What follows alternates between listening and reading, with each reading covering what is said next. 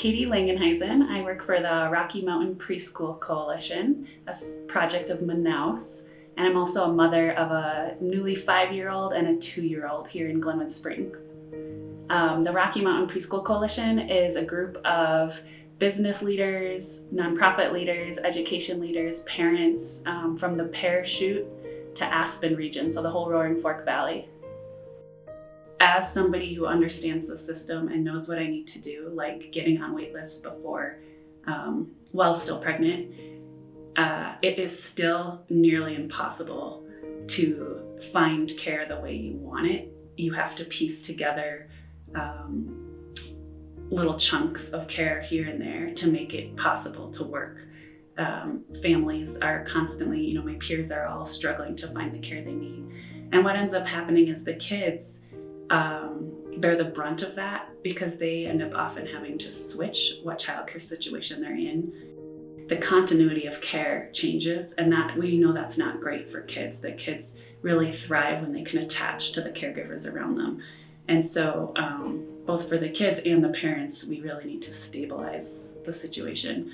And I'd say that's one of the hardest things in this valley is just finding that care and finding a situation that you can stick with for the long term. It's nearly impossible.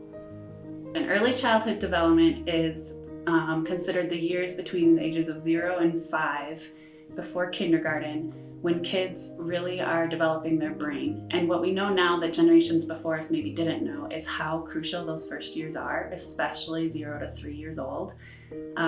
We now know that 90% of brain development happens before the age of 5. And so it makes what happens to kids in those early years extra important. That they have quality care and education is vital. We know that about 50%, the number varies a bit, but of kids under the age of 5 are in informal care networks. They can't find spots in licensed care centers in our region. Some of the short-term ramifications we're seeing right now with, we see it in the national headlines, that parents can't work if they don't have adequate childcare. And so there is a shortage of labor. And so that's something we're all feeling pretty acutely, I think, right now.